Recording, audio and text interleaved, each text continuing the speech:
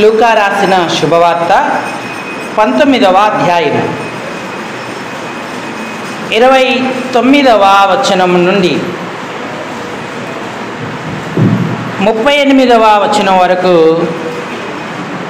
లేదా 40 వచనాల వరకు మనం మార్చి చదువుదాం. 29 నుండి 40 వరకు మార్చి చదువుదాం. లూకా రాసిన శుభవార్త 19వ అధ్యాయం. ఆయన ఒలీవల కొండ దగ్గరున్న బెత్పగే బేతనియాను గ్రామముల సమీపమునకు వచ్చినప్పుడు తన శిష్యులిద్దరిని పిలిచి,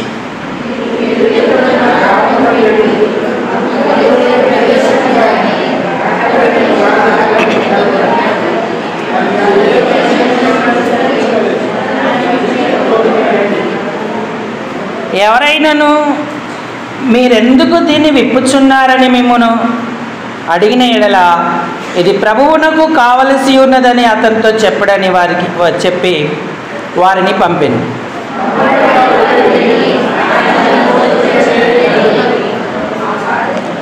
ఆ గాడిద పిల్లను విప్పుచుండగా దాని యజమానులు, మీరు గాడిద పిల్లను ఎందుకు విప్పుచున్నారని వారిని అడిగిరి.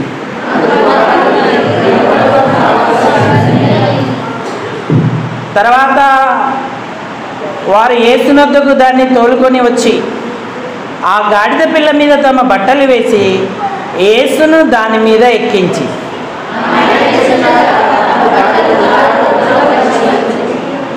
ఒలీవ కొండల నుండి దిగుచోటికి ఆయన సమీపించినప్పుడు శిష్యుల సమూహమంతయు సంతోషించుచు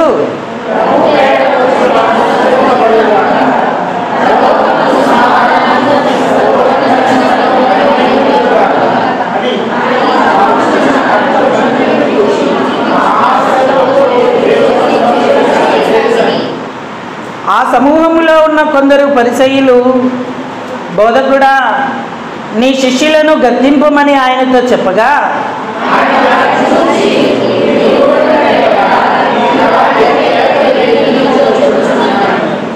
చాలండి, చదువుకున్న ఈ లేఖన భాగం చేరిరాగలిగినటువంటి మన హృదయాలకు ఈ మధ్యాహ్న కాల సమయం ప్రభు యొక్క ప్రసన్నతను అనుభవించుటకు, ప్రత్యక్షతను పొందుటకు హెచ్చరికగా, పురికొల్పుగా, ఆశీర్వాదకరంగా, దీవనకరంగా ప్రేమగల దేవుడు చేయునుగాక. ఆమేన్. ప్రభు ప్రజలారా, ప్రభునందున్నటువంటి ప్రియమైన వారులారా, మనం దేవుని యొక్క వాక్యాన్ని కొంత ధ్యానపూర్వకంగా ఆలోచన చేద్దాం. లోకములో ఉన్నటువంటి ఇతర పుస్తకాల వలె, ఇతరమైన గ్రంథాల వలె పరిశుద్ధ గ్రంథమైన బైబిల్ మనకు సులువుగా గ్రహింపుకు వచ్చేది, అర్థమయ్యేది కాదు. ఎవరు దేవుని వాక్యాన్ని గ్రహిస్తారంటే ఆయనకు సమీపముగా ఉన్నవారే, హత్తుకొని ఉన్నవారు ఆయన వాక్యాన్ని గ్రహిస్తారు. లూకా శుభవార్త 19వ అధ్యాయము చివరి వచనం చదవండి. 48వ వచనంలో రాయబడింది, ప్రజలందరూ వాక్యమును వినుటకు ఆయనను హత్తుకొని ఉండిరి అన్నాడు. నాతో చెప్పండి, వాక్యమును. గట్టిగా చెప్పాలి, అందరూ చెప్పాలి. వాక్యమును వినుటకు ఆయనను హత్తుకొని ఉండిరి. హత్తుకొని ఉండడము అంటే దగ్గరగా ఉండడం, సమీపముగా ఉండడం. ఇంకా చెప్పాలంటే కౌగిలిలో ఉండడం. యేసయ్యకు ఎంత సమీపముగా ఉంటే, ఎంత దగ్గరగా ఉంటే ఆయన స్వరాన్ని అంత ఎక్కువగా మనం గ్రహిస్తాం, గుర్తించగలుగుతాం. వాక్యమును వినుటకు అన్నాడు. చాలామంది చాలా ప్రయోజనాల కొరకు ప్రభు యొక్క కౌగిలికి వచ్చారు, ప్రభుకు సమీపంగా వచ్చారు, ప్రభువుకు దగ్గరగా వచ్చారు. కానీ కొందరు మాత్రమే ఆయన వాక్యము వినుటకు హత్తుకొని ఉన్నారు. అందుకే యాకోబుకు ఆయన తన వాక్యమును తెలియజేసేను అన్నాడు. ఏ జనమునకు ఆయన ఇలాగు చేసి ఉండలేదు అన్నాడు. దేవుని దివ్యవాక్యం మన చెవులో పడి, మన హృదయము తెరవబడి గ్రహించాలి అంటే ఎక్కువగా దేవునితో సావాసం, సమీపత్వాన్ని కలిగి ఉండాలని ప్రభు కోరుతున్నాడు. నువ్వు దేవుని ఇంటికి వచ్చి ఎన్ని రోజులైంది? దేవుని వాక్యం విని ఎన్ని రోజులైంది? నేను వింటున్నానండి రోజు టెలివిజన్లో. పొద్దున 6 గంటలకు టీవీ స్విచ్ ఆన్ చేశాను అనుకో, రాత్రి 10 దాకా నేను ఆపనండి అంటావేమో. రేడియోలు, టెలివిజన్లు, బహిరంగ సభలు, ఉజ్జీవ సభలు ఎన్నైనా జరగచ్చు. కానీ నీ స్థానిక సంఘములో, తల్లి లాంటి సంఘంలో సత్యవాక్యాన్ని ఎంతగా ఆలకిస్తున్నావు? ఎంత సమీపంగా ఉంటున్నావు? తల్లి పాల బలం 1 సంవత్సరం 2 సంవత్సరాలకే కాదు, నువ్వు 120 సంవత్సరాలు బ్రతికినా, 100 సంవత్సరాలు బ్రతికినా అంత బలాన్ని తల్లిపాలు ఒక శరీరానికి, ఒక వ్యక్తికి అందిస్తారు. యెరూషలేమే మనకు తల్లి, మన స్థానిక సంఘమే మనకు తల్లి. ఇక్కడ దొరికే సత్యవాక్యం అనే పాలు, నిర్మలమైన పాలు మన ఆత్మీయ జీవితాంతం వరకు, యాత్ర ముగిసే వరకు ఆత్మీయ బలాన్ని మనకు సమకూరుస్తాయి. వర్తమానాలకు చావు లేదు. నీ జీవితాంతం అవి నీకు జ్ఞాపకం వస్తూనే ఉంటాయి. పరిశుద్ధాత్మదేవుడు ప్రతి సందర్భంలో నీకు జ్ఞాపకం చేస్తాడు. అందుకే అన్నాడు, దేవుని యొద్దకు రండి, అప్పుడు ఆయన మీ యొద్దకు వచ్చును అన్నాడు. మనమేమో ఆదివారం లేదు, శుక్రవారం లేదు, శనివారం లేదు, ఫంక్షన్లన్నా, పార్టీలన్నా, ప్రయాణాలన్నా చిటిక్కున రెడీ అయిపోతాం, వెళ్ళిపోతాం. ఆలయానికి మాత్రమే ఆలస్యంగా వస్తాం, ఆలయానికి మాత్రమే నిర్విచారంగా ఉంటాం. పరిశుద్ధాత్మ దేవుని దృష్టిలో ఇది గొప్ప నేరం. మనుషుల మెప్పు, మనుషుల ప్రశంస కొరకు నిన్ను ఎవరైనా ప్రశంసించవచ్చేమో, కానీ దేవుడు ఆలస్యంగా ఆలయానికి వచ్చేవారిని మాత్రం ఎప్పటికీ ప్రశంసించడానికి గుర్తుంచుకోవాలి. నిజమైన దేవుని ఆశీర్వాదం, మెప్పు పొందాలంటే ఆయనకు సమీపంగా ఉండాలి, దగ్గరగా ఉండాలి. అప్పుడు ఆయన ప్రత్యక్షత లభిస్తుంది. అందుకే వాగ్దాత్త దేశం చేరబోతున్న ఇశ్రాయేలీలతో మోషే అన్నాడు, మీ దేవుడైన యెహోవాను హత్తుకొనిన మీరందరూ నేటి దినం వరకు సజీవులై ఉన్నారు అన్నాడు. 40 సంవత్సరాల అరణ్య యాత్రలో ఎండిన ఆకుల వలె ఇశ్రాయేలీల శవాలు అరణ్యంలో రాలేయి, కానీ హత్తుకొని ఉన్నటువంటి వారు సజీవంగా ఉన్నారు. నీ యాత్రా జీవితంలో ఎందరో రాలిపోవచ్చు, కానీ దేవుణ్ణి హత్తుకుంటే ఆ వాక్యమే నీకు సజీవతనిస్తుంది, జీవాన్నిస్తుంది.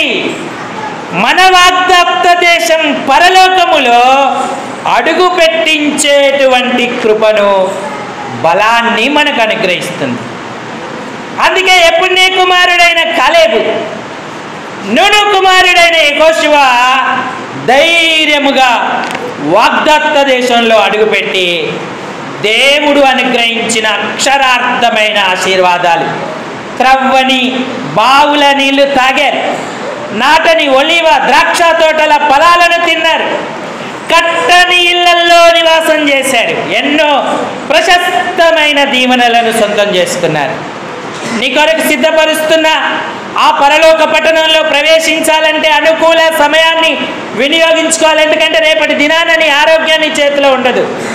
నువ్వు రావాలనుకున్న ఆలయానికి రాలేవు సుమా. నువ్వు వినాలనుకున్న వాక్యం వినలేవు, కూర్చోలేవు.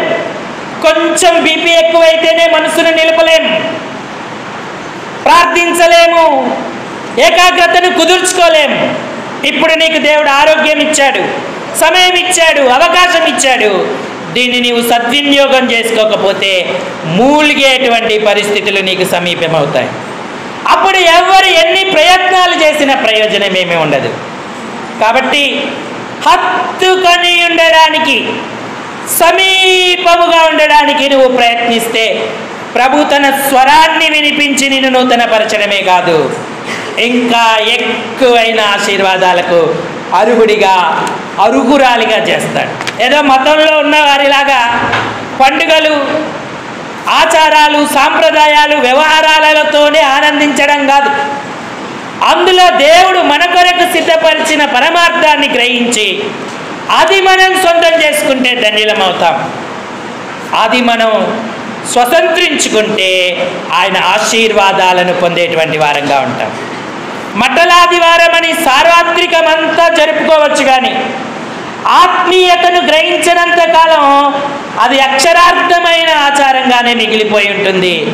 దాన్ని ఎవరు కూడా నూతనపరచలేరు. అది నీకు నాకు కలగకూడదని దేవుడు చెప్తా ఉన్నాడు.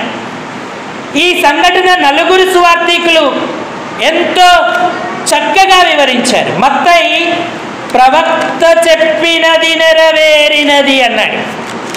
చూడండి, మత్తయి శుభవార్తలో ఉదయకాలం మనం చదువుకున్నాం. 19వ అధ్యాయము 21వ అధ్యాయము 4వ వచనం చదవండి. ప్రవక్త వలన చెప్పబడినది నెరవేరునట్లు ఇది జరిగేను అన్నాడు. ఏ ప్రవక్త చెప్పాడు? ఏం నెరవేరింది? యేసు ప్రభు వారు గాడిద పిల్ల మీద ఎక్కి యెరూషలేమునకు వచ్చాడు. ఓ సియోన్ కుమారి సంతోషించు అని యెరూషలేముతో ప్రభు చెప్పాడు. ప్రవక్త ద్వారా చెప్పించాడు. ఏ ప్రవక్త చెప్పాడు? పాత నిబంధనలో చాలామంది ప్రవక్తలు ఉన్నారు. చిన్న ప్రవక్తలు ఉన్నారు, పెద్ద ప్రవక్తలు ఉన్నారు. అమ్మ నా వైపు చూడండి. ఏ ప్రవక్త చెప్పాడు? ఎవరు చెప్తారు చెప్పండి. బ్రదర్స్ చెప్తారా ఏ ప్రవక్త చెప్పాడు? కొన్ని సిస్టర్స్, ఏ ప్రవక్త చెప్పాడు? ఏసుబాబన్న ఏ ప్రవక్త చెప్పాడు? యేసు ప్రభు వారు గాడిద పిల్ల మీద ఎక్కి సియోనుకు వస్తాడని పాత నిబంధనలో ఒక ప్రవక్త చెప్పాడంట. ఏ ప్రవక్త చెప్పాడు? ఎవరు చెప్తారు? మేరీ సిస్టర్ చెప్తారా? వినపడట్లేదు.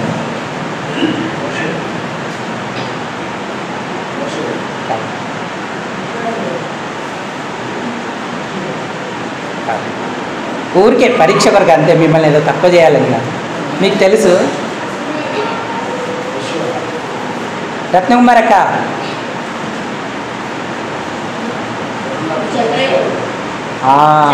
Very good.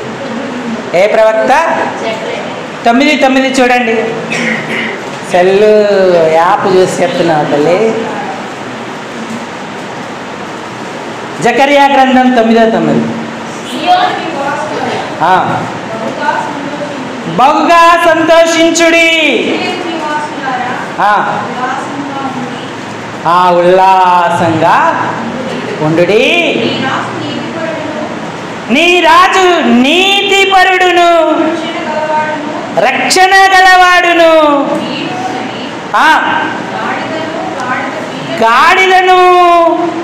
గాడిద పిల్లను ఎక్కి ఒకే ఒక ప్రవక్త చెప్పాడు. అందుకే ప్రవక్తలు చెప్పిరి అనలేదు ఇక్కడ.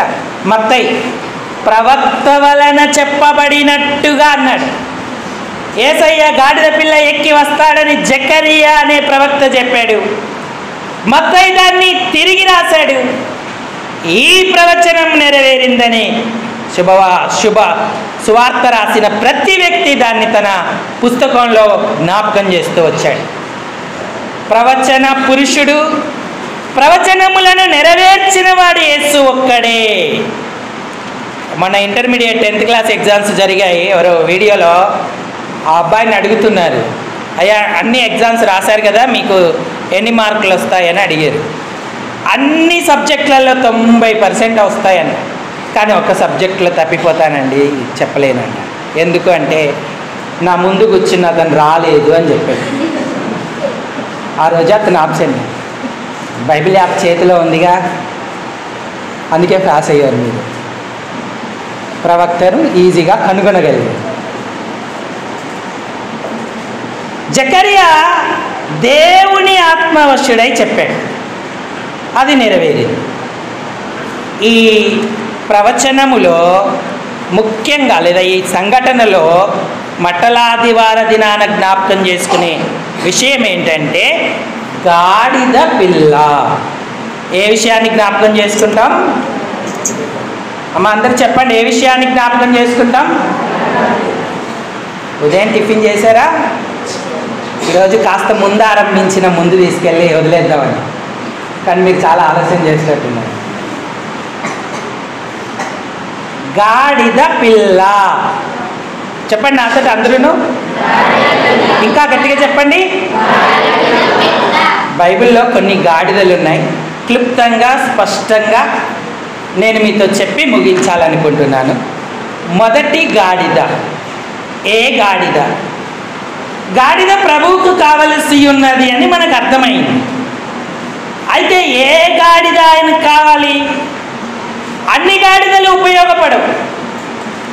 దేవుడు కావలసిన కోరుకొనిన ఆ గాడిద పిల్ల అక్కడికి చేరితే ఆయన దాని మీద ఊరేగుతాడు, మరి దేవునికి మహిమ కలుగుతుంది.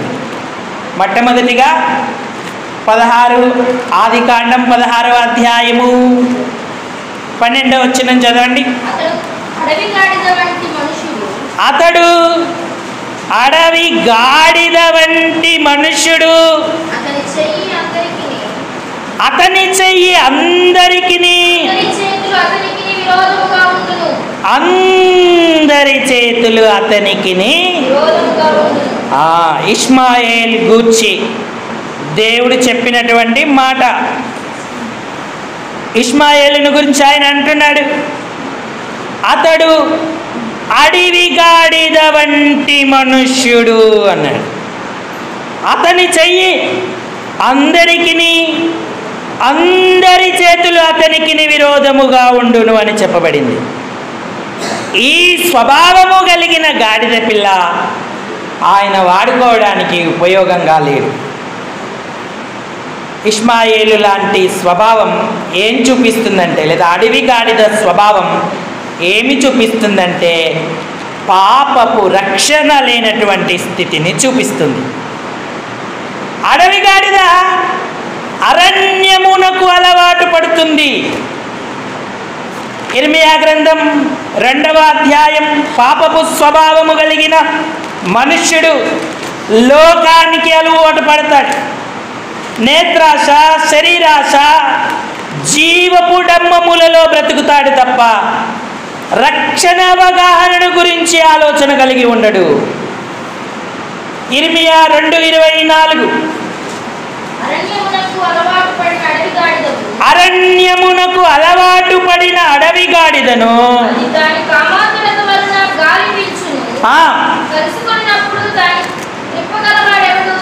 అడవి గాడిద పాప స్వభావాన్ని చూపిస్తుంది, లోకానికి అలవాటు పడిపోతుంది, నేత్రాశలోను శరీరాశలోను జీవపుడంబములోను మునిగిపోతుంది. ఇలాంటి పాపపు స్థితి కలిగిన గాడిదను లేదా మనుషులను దేవుడు వాడుకున్నటువంటి వాడిగా ఉన్నాడు. అడవి గాడిదలు ఎన్నున్నా యేసు ప్రభు వారు దాన్ని కోరుకోలేదు, దాని మీద ఎక్కి ఊరేగలేదు. తలవాకిట కట్టబడి ఉన్న గాడిద విడిపించబడింది. ఆ గాడిద మీద ఆయన కూర్చుండి యెరూషలేమునకు తిరిగి వచ్చాడు. వివేకము లేని మనుషులందరినీ కూడా అడవి గాడిదతో దేవుడు పోల్చాడు. యోబు గ్రంథం 11వ అధ్యాయము 12వ వచనం. యోబు గ్రంథం 11వ అధ్యాయము 12వ వచనమా? అయితే అడవి గాడిద పిల్ల నరుడై పుట్టిన నాటికి గాని బుద్ధిహీనుడు వివేకి కాడు అన్నాడు. అంటే అది ఎంత అసాధ్యకరమైన విషయమో అంటున్నాడు. కూషు దేశస్థుడు తన చర్మపు రంగును మార్చుకుంటాడా? చిరుతపులి తన మచ్చలను మార్చుకుంటుందా?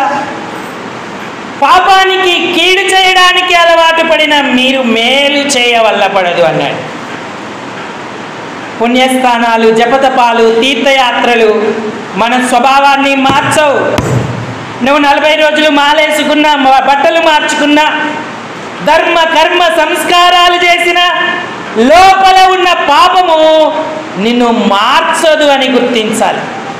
కార్యక్రమాలన్నీ కూడా మన తృప్తి కొరకు మనం చేస్తున్నాము, కానీ మూలములో ఉన్న పాపాన్ని తీసి, పాపాన్ని సంహరించి నూతనమైన స్వభావాన్ని సంపాదించుకోలేకపోతా ఉన్నాం. ఆ 40 రోజులు మట్టికే ఆ భక్తి, తర్వాత యథారీతిగానే లోకంలో కలిసిపోయి పాపాన్ని, శాపాన్ని, మనకిష్టమైన జీవితాన్ని జీవిస్తూ ఉంటాం. మన జీవితంలో ఉన్న స్వభావం మార్చుకోవాలంటే ప్రభువైన యేసుక్రీస్తు ఒక్కరే మనకు ఆధారం. ఆయన ఆత్మ మనలోకి వచ్చినప్పుడే మనం పాపాన్ని మానుతాం, మన స్వభావాన్ని చంపేస్తాం, నూతనమైన స్వభావం గలవారమై జీవిస్తాం. పాపం చేసే కన్నులు మానుతాం, పాపం చేసే చేతులు మానుతాం, పాపపు స్థలాలకు వెళ్ళే నడక మానుతాం, త్రాగుడు, వ్యసనం, వ్యభిచారం, ఇవన్నీ దేవుని ఆత్మ లేదా ఆయన జీవం మనలోకి వచ్చినప్పుడే సాధ్యమవుతాయి. చాలామంది యేసయ్య దగ్గరికి రమ్మంటే ఈ అలవాట్లన్నీ మానిన తర్వాత వస్తానంటారు. కానీ యేసయ్య అంటాడు, ఆరోగ్యంగా ఉన్నవారికి వైద్యుడు అక్కరలేదు, అనారోగ్యంగా ఉన్నవారికే వైద్యుడు అవసరం. నేను నీతిమంతులను పిలువరాలేదు, పాపులనే పిలువవచ్చి తిని అన్నాడు. ఉన్న పాటున, ఉన్న స్థితిలోనే ఆయన దగ్గరికి వస్తే అడవి గాడిద లాంటి స్వభావములో ఆయన కార్యం చేస్తాడు. ఆయన శిలువ వారిలో లోతుగా నాటబడుతుంది. పాప పశ్చాత్తాపం చెంది రక్షణానుభవానికి వారు రాగలుగుతారు. నువ్వు ఇంకా అడవి గాడిదలాగా యేసయ్యకు ఎదురు తిరుగుతూ, తిరుగుబాటు చేస్తూ అదే తత్వంతో జీవిస్తున్నావా?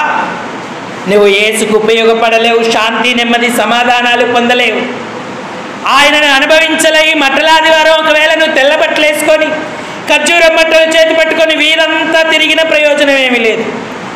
పాస్టర్ గారిని, ప్రజలను సంతోషపెట్టిన ప్రయోజనం ఏమీ లేదు. రక్షణ పొందు, స్వభావం మార్చుకో, యేసయ్య చేసిన త్యాగాన్ని గుర్తించు, యేసుకు నీ హృదయంలో చోటివ్వు. అప్పుడు నీవు పాప క్షమాపణ పొందుతావు. మన పాపాల కొరకే మ్రాణి మీద వేలాడదీయబడ్డాడు, పిడిగుద్దులు తిన్నాడు, ముఖంపై ఉమ్మ వేయించుకున్నాడు, అరచేతులతో ఆయన చెంపలపై కొట్టారు. మనకున్న పాపపు చేదు, తిరుగుబాటు చేసే స్వభావాన్ని తీసేయడానికే దీనవరుడిగా ఈ లోకానికి వచ్చాడు. నీతిపరుడై ప్రాణం పెట్టాడు. మనం చేయాల్సిందల్లా ఏం లేదు. ఏదో కులాన్ని, మతాన్ని, వేషను, భాషను మార్చుకోక్కర్లేదు. ఉన్న పాటను హృదయంలోకి స్వీకరించి, నేను పాపిని ప్రభువా, నా కొరకే ప్రాణం పెట్టావు, రక్తం గార్చావు, ఈ నా చేదు లోబడని స్వభావాన్ని బట్టి నువ్వు ఎంతగా హింస పొందావో నేను గ్రహిస్తున్నానని ఒప్పుకుంటే చాలు. నీ ఒప్పుదల నీలో రక్షణ కార్యం కలగజేస్తుంది, పాపక్షమాపణిస్తుంది. దొంగలు, కూనికోర్లు, నరహంతకులు, ఎంతో భయంకరంగా దుర్భాషలాడే వాళ్ళు నేరు మారిపోతున్నారు, వ్యభిచారము నుంచి బయటపడుతున్నారు. వాక్యము వెలుగు వారి హృదయంలోకి ప్రవహించేసింది. నరకపు శిక్ష వారి నుంచి కొట్టివేయబడుతుంది. శాంతి, నెమ్మది, సమాధానాలతో బ్రతుకుతున్నారు. ఇప్పుడు నీకు యేసయ్య నీ ఆధ్యాత్మిక జీవితంలో కార్యం చేయాలంటే, స్వభావంలో కార్యం చేయాలంటే ఇప్పుడే ఆయనను అంగీకరించు. అడవి గాడిద లాంటి నీవు మామూలు ఊరు గాడిదలాగా అవుతావు. దేవుని మహిమ కొరకు వాడబడతావు. ఆయన నీకు కృపను అనుగ్రహిస్తాడు. రక్షణ లేని జీవితాన్ని అడవిగాడిద స్వభావం చూపిస్తుంది. ఒకప్పుడు మన అందరం అదే స్థితిలో ఉన్నాము. కానీ ప్రభైన దేవుడు చేసిన శిల్వ కార్యం, ఆయన ఆత్మ కార్యం మనలో జరిగినప్పుడు రక్షణ అనుభవం పొందాం. ఇప్పుడు ఆయనకు ఉపయోగపడేవారమయ్యాం. రెండవది మార్కు కీర్తనల గ్రంథం 32, కీర్తన 32 రెండవ గాడిద ఇక్కడ రాయబడి ఉంది. కీర్తన 32 9వ వచనం 9వ వచనం చదవండి అమ్మా. బుద్ధి జ్ఞానములు లేని గుర్రముల వలనైనను కంచరగాడిద వలనైనను మీరు ఉండకుడి అన్నాడు. రెండవ గాడిద ఏంటంటే కంచరగాడిద అన్నాడు. కంచరగాడిద, మొదటిది అడవి గాడిద, రెండవది కంచరగాడిద. బుద్ధి జ్ఞానములు వివేకము లేనటువంటి అడవి కంచరగాడిద వల్ల మీరు ఉండకూడి అన్నాడు. ఏం చేయాలి మరి? చదవండి. అవి మీ దగ్గరకు తేబడునట్లు వాటి నోరు వారుతోనూ కళ్ళెముతోనూ బిగింపవలేను అన్నాడు. మన రక్షణ పొందాం, దేవునికి స్తోత్రం. మన చేదు లేదా అడవి గాడిద లాంటి స్వభావం మనలో నుంచి తొలగించబడింది. రక్షించబడిన వారిలో దేవుని ఆత్మ నివసిస్తాడు. అయితే పాత పాప స్వభావం సంపూర్ణంగా తీసివేయబడలేదు. రక్షింపబడిన వారు 2 స్వభావాలతో ఉంటారు. ఈ 2 స్వభావాలు కంచరగాడిదను చూపిస్తూ ఉంది. అడవి గాడిద అంటే అసలు రక్షణ లేని స్థితి. కంచరగాడిద అంటే రక్షించబడి సగం లోకం సగం దేవుని స్వభావము కలిగిన వారిని చూపిస్తూ ఉంది. గాడిద గుర్రము కలిస్తే పుట్టింది కంచరగాడిద. కంచరగాడిద 2 స్వభావాలతో ఉంటుంది. కంచరగాడిదని కూడా దేవుడు వాడుకోలేదు. ఆయన తలవాకిట కట్టబడిన ఊరుగాడిదను మాత్రమే వాడుకున్నాడు. 2 రకాలుగా ఉండే ప్రజలను దేవుడు వాడుకోడు. నువ్వు చల్లగానైనా ఉండు లేదా వెచ్చగానైనా ఉండు. నువ్వు నిలువెచ్చగా ఉన్నావు, నేను నిన్ను ఉమ్మివేయనుద్దేశించుచున్నాను అన్నాడు. నాకు సగం లోకం కావాలి, సగం దేవుడు కావాలి అన్న స్వభావమే కంచరగాడిద స్వభావం. అలాంటి తత్వంతో జీవిస్తున్నామా? రక్షణ పొందిన మనందరం ఒక్కసారే సంపూర్ణంగా మారకపోయినా నోరు వారుతో కళ్ళెముతో బిగించి అవి మన యొద్దకు తీసుకురాబడినట్లు వాటిని ఎట్లా కట్టడి చేస్తున్నామో మనలో ఉన్న పాత స్వభావానికి కళ్ళెము వేయాలి, బిగించాలి. నోటిని అదుపులో ఉంచుకొని మన ఆధ్యాత్మిక జీవితాన్ని భద్రపరుచుకుంటే దేవుడు కోరుకున్న ఆత్మీయ స్థితిని దేవుడు అనుగ్రహిస్తాడు. ప్రియులారా, భక్తి గలవారు మొట్టమొదట చేయాల్సిన పని ఏంటంటే యాకోబు 1:26 చదవండి. యాకోబు 1:26 ఎవరైనను నోటికి కళ్ళెము పెట్టుకొనక తన హృదయమును మోసపరుచుకొనుచు భక్తి గలవాడనని అనుకొనిన ఎడల వాని భక్తి వ్యర్థమే. ఎందుకు వ్యర్థమైన భక్తి చేయాలి? మనం నోరును బిగించాలన్నాడు. ఎందుకు నోరును బిగించాలి? ఎందుకంటే నోటి మాట అదుపులో ఉంటే సర్వ శరీరాన్ని కూడా మనం అదుపులో ఉంచుకోగలుగుతాం. నోటి మాటే అదుపులో లేకపోతే మన శరీరం మన మాట వినదు. అదే యాకోబు ఇంకా వివరంగా చెబుతూ మనం అనేక విషయాలలో తప్పిపోతున్నాం. మీరు నోటి మాట యందు తప్పకపోతే ఎట్టి లోపము లేకుండా మీ శరీరాన్ని స్వాధీనమందుంచుకుంటారన్నాడు. 2వ వచనం చదవండి, యాకోబు 3:2. అనేక విషయాలలో మనందరము తప్పిపోతున్నాం. ఎవడైనను మాట యందు తప్పని ఎడల అట్టివాడు లోపము లేనివాడై. ఆధ్యాత్మిక జీవితానికి నోరు ఎంత ప్రాముఖ్యం. నోటికి కళ్ళముందా భక్తి గలవాడునని చెప్పుకుంటున్నాం. సర్వ శరీరము స్వాధీనమందు ఉండాలంటే మన నోరు అదుపులో ఉంచుకోవాలి. మనం ఎప్పుడు నిందలు, నేరాలు, నిష్ఠూరాలు మన నోటికి ఎత్తుకోకూడదు.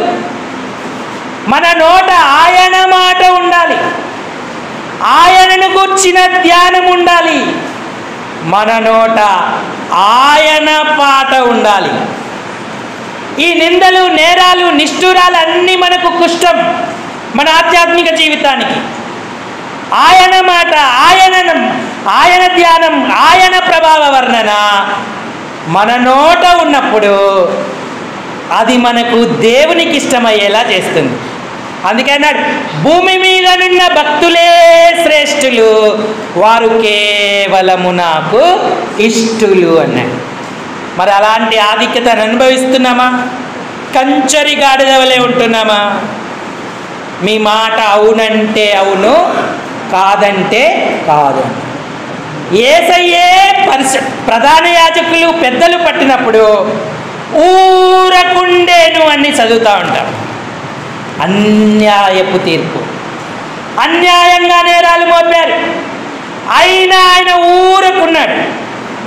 ఆయన మాట్లాడితే అక్కడ ఉన్న వాళ్ళందరూ నశిస్తారు, కానీ ఆయన ఊరకున్నాడు.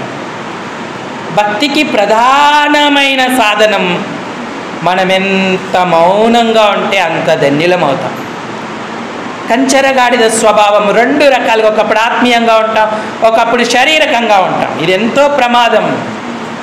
అవి నీ యొద్దకు తేబడినట్లు, నీ స్వాధీనంలో ఉండినట్లు వాటిని వాక్యమనే వారుతో, వాక్యమనేటువంటి చిక్కముతో దాన్ని మనం చక్కదిద్దుకునే వారంగా ఉండాలి.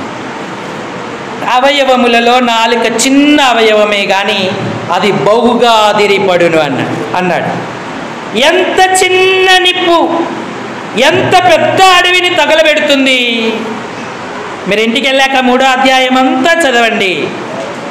అక్కడ నాలుక గురించి ఎంతో చక్కని వివరణ రాయబడి ఉంది. కాబట్టి మాటలు ఆధీనంలో లేకపోతే మనం భక్తి సాధనలో పరిపూర్ణులం అవ్వలేము. నిజమైన భక్తి దేవుడు వాడుకునే విధంగా మనం ఉండాలంటే మాటలను స్వాధీనంలో ఉంచుకొని ఆయనని గణపరిచేటువంటి వారంగా ఉంటాం. నిజమే కావచ్చు మాట్లాడదు, విన్నాం కావచ్చు మాట్లాడదు, అది మనకు అవసరం లేదు. వాక్యం మాట్లాడు, పాట పాడు ప్రభువుని గురించి, ఆయన ప్రభావ వర్ణన దినమెల్లా నీ నోట నుండని. ఆయనే చక్కపరుస్తాడు సమస్తం మనల్ని వాడుకోవడానికి. కాబట్టి ప్రియులారా, మట్టలాదివార దినాన రక్షణ లేని అడవి గాడిద వల్ల ఉన్నావా?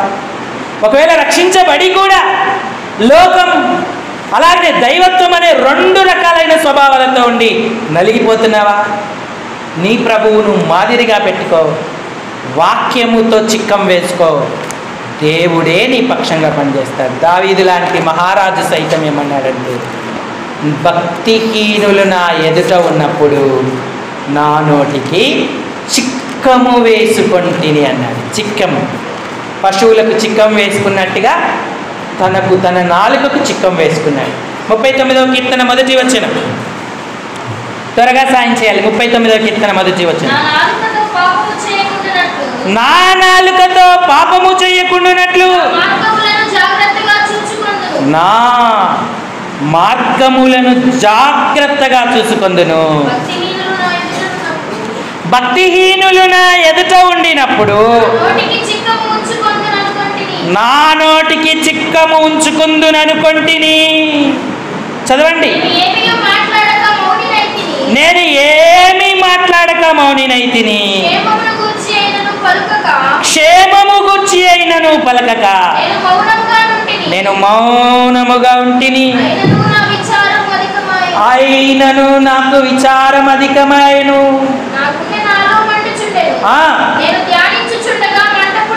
నేను ధ్యానించుచుండగా మంట పుట్టెను. అప్పుడు నోరారా పలికి తిని అన్నాడు. ఇక ఆయనను గుర్చిన ధ్యానము ఆయన ఇక్కడ రాశాడు. మన నోట ఆయన మాట, ఆయన ధ్యానం ఉంటే దేవుడే తన ప్రత్యక్షతను మనకిస్తాడు. ఆయన మనకు అవసరమైన సత్యాన్ని బయలుపరుస్తాడు. దాని ద్వారా మనం నూతనత్వాన్ని పొందుతాం. క్రమక్రమంగా మన ఆధ్యాత్మిక జీవనం చెక్కబడుతుంది, దేవుని ఏర్పాట్లోకి తీసుకురాబడుతుంది. మొదటిది అడవి గాడిద, రెండవది కంచరగాడిద, మూడవది ఊరుగాడిద. ఇప్పుడు యేసయ్య అడవిలోకి వెళ్ళి గాడిదను తెమ్మనలేదు, లేదా కంచర గాడిదను తీసుకొని రండి అనలే. ఎందుకు అంటే కంచర గాడిద రెండు స్వభావాలని తెలుసు కాబట్టి ఆయన కంచర గాడిదను వాడుకోలేదు. సొలొమోనును కంచర గాడిద మీద నెక్కించి మహారాజును చేశారు ఇశ్రాయేలీలకు. అందుకే అతను రెండు స్వభావాలు కనపరిచాడు. ఎంతో జ్ఞానం కలిగి ఉన్నాడు. ఆయన ఏమన్నాడంటే కార్యారంభము కంటే కార్యాంతము మేలు అన్నాడు. కానీ అంత్యమున సొలొమోను యొక్క పరిస్థితి విగ్రహారాధన చేసి నశించినట్టుగా చూస్తూ ఉన్నాం. దేవతలకు ధూపం వేశాడు, దేవుని నుండి తొలగిపోయాడు. అలాంటి స్థితి కలగకూడదని యేసయ్య చక్కగా ఊరుగాడిదని కోరుకున్నాడు. అయితే ఈ గాడిద కట్టబడి ఉంది, అవి చిన్న చిన్న లోపాలు, బలహీనతలు ఉన్నాయి. ఈ గాడిదను విడిపించుకున్నాడు, దాని మీద బట్టలు వేశారు, ఆయన ఎక్కి ఊరేగుతూ వచ్చాడు. మనం ఇలాంటి గాడిద వలె ఉంటే ధన్యులమవుతాం. యేసయ్య నాకు కావాలని కోరుకున్న గాడిద, ఎంత మంచి స్వభావం, ఎప్పటికప్పుడు దిద్దుకుంటూ విడిపింపబడుతూ ఆయన పాద సన్నిధిని గడుపుతూ యేసయ్యను ఊరేగిస్తాం. పరిశుద్ధ గ్రంథమైన బైబిల్లో ఆయనకు గాడిద వలె పనిచేసిన భక్తులు ఎంతోమంది ఉన్నారు. ఆయన నామాన్ని మహిమపరిచారు. గాడిదకు కొంచెం ఇంగితం, కొంచెం దాన్ని ఏమంటారంటే ఆ సెన్స్ అనేది ఉంటుంది. ఏం సెన్స్ అది? చూడండి, తన సొంత వాణి రెండు ఎరుగుతుంది గాడిద. యెషయా గ్రంథం 1వ అధ్యాయము 1 నుంచి చదవండి.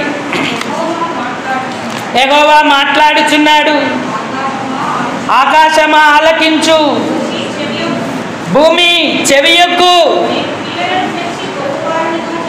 నేను పిల్లలను పెంచి గొప్పవారినిగా చేసి తిని, ఎత్తు తన కామాందును ఎరుగును. గాడిద సొంత వాని దొడ్డి తెలుసుకొనును. ఇశ్రాయేలుకు తెలివి లేదు, నా జనులు యోచింపరు అన్నాడు. అంటే అర్థం ఏంటి? అయ్యో ఆకాశమా, భూమి, గాడిదకున్న తెలివి ఇశ్రాయేలుకు లేదే, ఎత్తుకున్న తెలివి ఇశ్రాయేలుకు లేదే. ఎత్తు యోచించినట్టుగా, గాడిద యోచించినట్టుగా నా ప్రజలు యోచించట్లేదే, నా ప్రజలు తెలుసుకోవట్లేదే అని దేవుడు బాధపడతా ఉన్నాడు. నాడు ఇశ్రాయేలు గురించే కాదు, నేడు ఆయన ప్రియజనాంగమైన మన గురించి, నా గురించి, నీ గురించి ఆయన బాధపడతా ఉన్నాడు. ఇశ్రాయేలుకు తెలివి లేదు, ఇశ్రాయేలుకు యోచన లేదు అంటూ ఉన్నాడు. ఎత్తుకు గాడిదకున్నటువంటి చిన్న కామన్ సెన్స్ ఏంటంటే యజమానుణ్ణి తెలుసుకుంటుంది, సొంత దొడ్డి తెలుసుకుంటుంది. ఈ రెండు దానికి ఉంటాయన్నాడు. అందుకే ఊరంతా తిరిగిన పశువులు సాయంకాలానికి వారింటికే వెళతాయి, వారి యజమానుని దగ్గరికే వెళ్తాయి. వేరే వాళ్ళ ఇంటికి వెళ్ళవు, వేరే దొడ్డిలోకి ప్రవేశించవు.